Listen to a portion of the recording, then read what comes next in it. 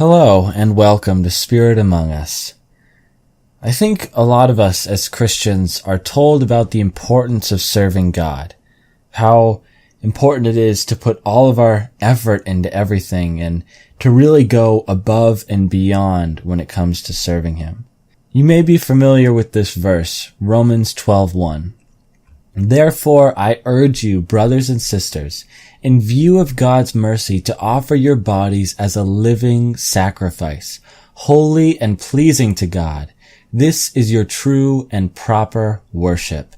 Now, when I see this verse, I have to admit, it's a little scary. It's scary for a couple of reasons. Now, talking about being a living sacrifice, that idea, that concept can be just scary by itself. It sounds pretty demanding. It sounds like God is really asking a lot of us. I mean, we are to offer up our bodies as a living sacrifice? That's what God is calling us to do?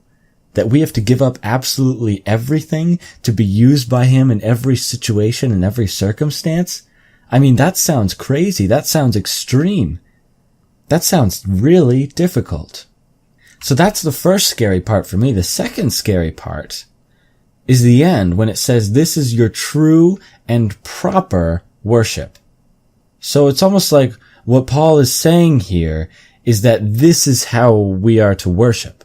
This is how we should be responding to God. This is how we should be acting when it comes to God. This is our worship. This is the true and proper worship. So in other words, what he's saying is he seems to be asking for this very demanding thing, a living sacrifice for God. And at the same time, he's saying it's not a choice. This is the proper worship. This is the proper worship. Wow. Now that sounds like a lot of pressure right there.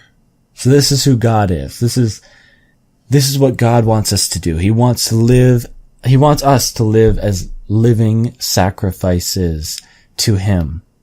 Now, obviously, I'm not going to stop there, but speaking honestly, this verse taken by itself does sound scary. It does sound intense. It does sound intimidating. And I think that sometimes as Christians, we can get caught in this mode where we feel like we really need to serve God. We really need to start going above and beyond and giving Him everything and going for it. Just throwing everything at Him. Doing the best we can, reaching out to everyone we can, living for God in every single situation. And when we're not doing that, we may wonder if we're doing the right thing, if we're truly serving God, if we're truly Christians, when we fall short of doing this. But I just want to bring our understanding a little bit farther. I want to advance it. You see, God doesn't just tell us to serve Him. Buried in this verse, we see in the beginning where Paul says, therefore I urge you, brothers and sisters, in view of God's mercy.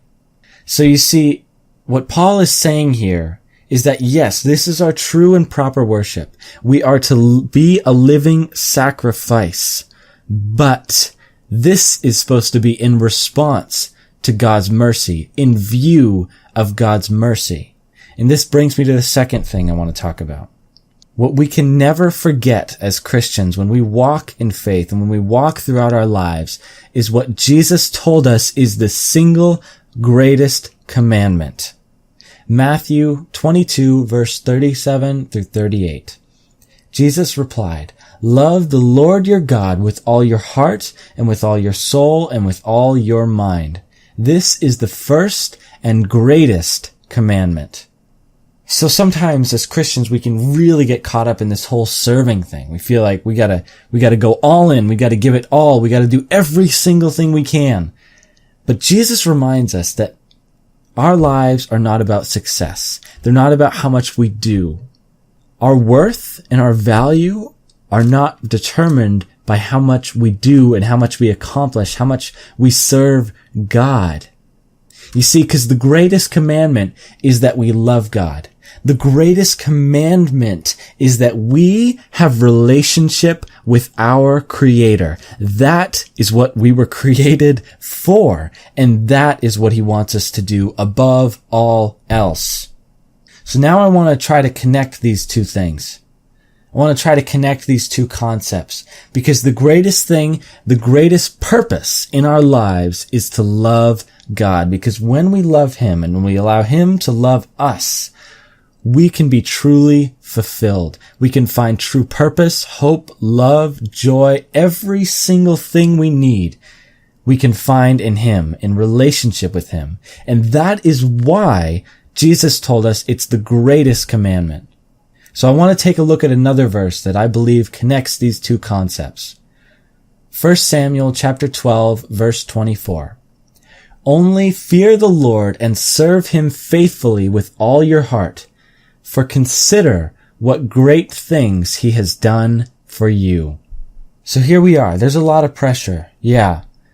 But God wants us to live for Him in response to His love for us. He doesn't want us to try to muster up our own attitude of service on our own. He doesn't want us to try to make it out of thin air and just forcefully serve Him. That isn't what God wants. In fact, God doesn't need us.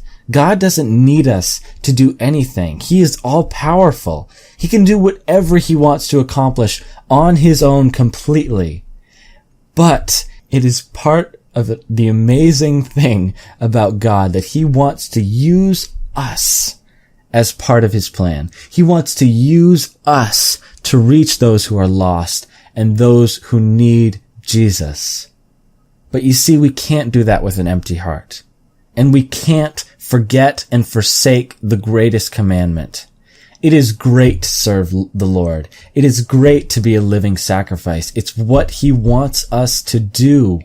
That is an amazing thing. But as we walk through that, let us make sure that first and primarily we are loving the Lord our God, and that the reason we are serving Him is because we love Him. That is what God wants. He doesn't want empty hearts serving Him. He doesn't want robots. He wants us. He wants people. He wants our hearts. And He wants it to be out of love. So this might not apply to every one of us, but maybe you need to stop serving God. Maybe you need to stop for a second. To stop trying to go all in. To stop trying to be the living sacrifice. To stop trying to give it everything you have. And maybe you just need to stop and let God love you.